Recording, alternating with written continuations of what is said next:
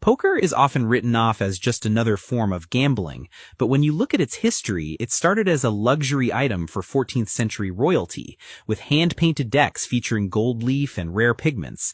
It's fascinating how a game that began in royal courts ended up defining the American frontier and eventually transforming into a high-level academic discipline taught at universities like Johns Hopkins. The contrast is incredible. We're talking about a game that was essentially a status symbol for the European aristocracy because cards were so labor-intensive to produce. Before the printing press, these weren't just games, they were bespoke art pieces. When Gutenberg's technology hit in the mid-15th century, it basically democratized the deck. Suddenly, cards moved from palaces into public taverns and markets, and that's where the modern gambling culture we recognize today really took root.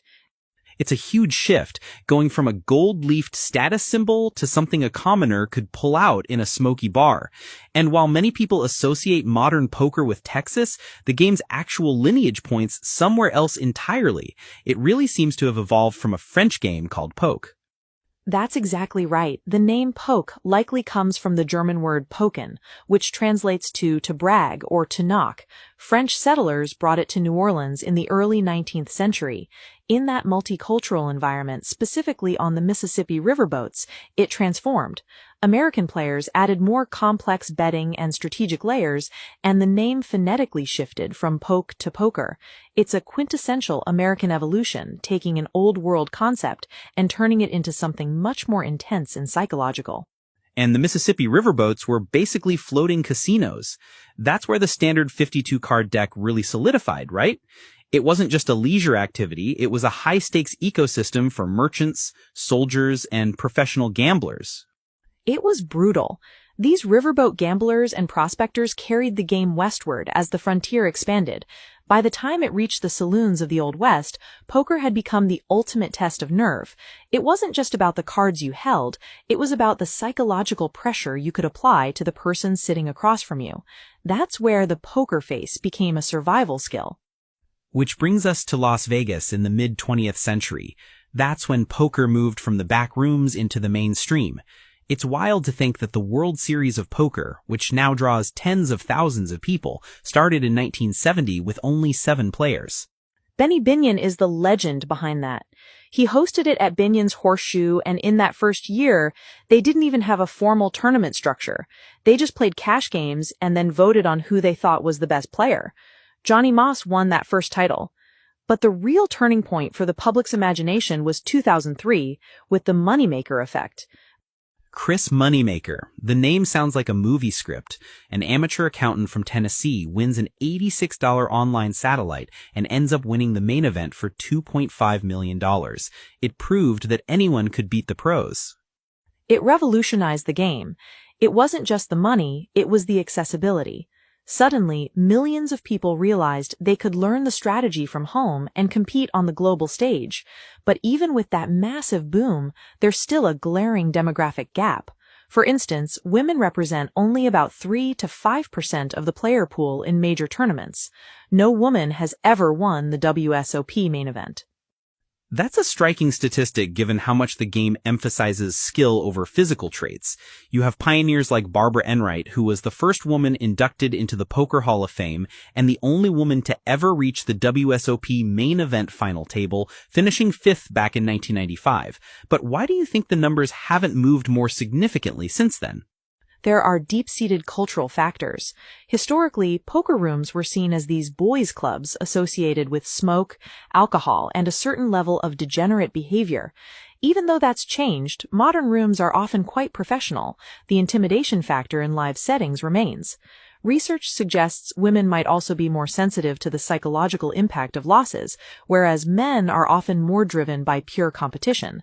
However, when you look at online poker, the gender balance is much more even, which suggests that the social dynamics of the physical table are a major barrier.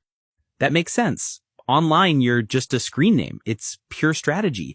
And speaking of strategy, the level of academic study dedicated to this game is actually quite intense. We're not talking about casual tips. We're talking about game theory and high-level math. Absolutely. You mentioned the course at Johns Hopkins. Professor Avi Rubin designed that to take students from absolute novices to above average players in just 2 weeks, using 500 slides and hours of video lectures. It treats poker as a discipline, not a hobby. There's a famous Mike Sexton quote from his book, Shuffle Up and Deal, that perfectly captures this. Texas Hold'em, the game that takes a minute to learn but a lifetime to master. You can learn the rankings in 60 seconds, but understanding the math of pot odds and the psychology of ranges is an endless pursuit. Since you mentioned rankings, we should probably clarify what that hierarchy actually looks like for anyone listening who's new to the game. It's the foundation of everything. Right. It starts at the very top with the royal flush. That's the ace, king, queen, jack, and 10, all of the same suit. It's unbeatable. Below that is the straight flush, which is 5 consecutive cards of the same suit. Then you have 4 of a kind, and the full house, that's 3 of a kind plus a pair. Then comes the flush, then the straight, 3 of a kind, 2 pair, 1 pair, and finally just the high card if nobody has a set. And in the most popular variant, Texas Hold'em, you're using a combination of your 2 private hole cards and 5 shared community cards on the board. The strategic depth comes from how you use those shared cards to represent a hand your opponent can't beat. And that's where position comes in. The dealer button rotates every hand, and being in a late position, meaning you act last, is a massive advantage. You get to see how everyone else reacts before you have to commit a single chip. It's why seasoned players will play a much wider range of hands from the button than they would if they were first to act. It's about information.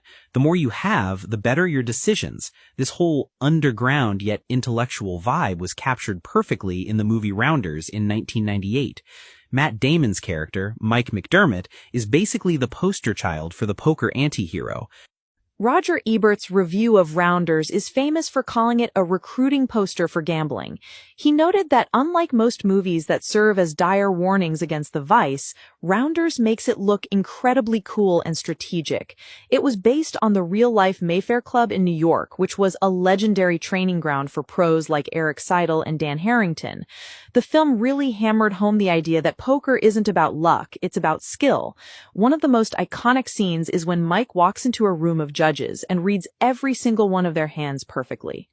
That's the dream, isn't it? To have that kind of insight. But for many, poker is also a ritual or an escape. Some people describe it as a flow state, similar to how an EDM track hits when the beat drops. You put the headphones on, the world fades out, and it's just you and the cards. It's pure adrenaline. There's a certain high that comes from a successful bluff or a perfectly executed strategy that you just don't get from slots or sports betting. In poker, you are the active participant. You influence the outcome. That's why it stands apart as a high-income skill game rather than just degenerate gambling. It also has this weirdly high-class reputation compared to other forms of gambling. Maybe it's that connection back to the 14th century aristocracy. Even when it's played in a basement, there's a respect for the intellectual rigor involved. You're not just pulling a lever, you're engaging in a battle of wits. And that battle is constantly evolving. Modern players are using AI tools and complex game theory solvers to find the absolute optimal way to play every possible hand. The game that started with hand-painted cards for kings is now being solved by supercomputers. It's a testament to how deep the rabbit hole really goes. It really is a lifetime of mastery. From the riverboats of the Mississippi to the bright lights of the WSOP main event, poker remains one of the most compelling mirrors of human psychology we have. If you found this dive into the history and strategy of the game as fascinating as we did, definitely share this episode with someone who thinks poker is just about luck.